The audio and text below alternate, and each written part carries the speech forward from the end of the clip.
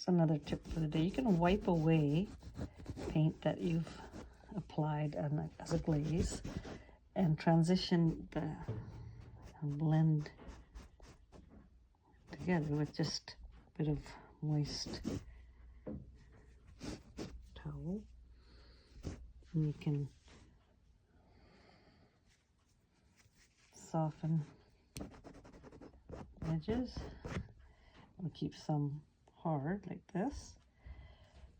But the whole idea is while it's wet, you can play and lift a little bit of paint. Once it's dry, then you'll have to go over with white, and then you can glaze over that again. But that's the tip of the day for controlling and blending your glazes.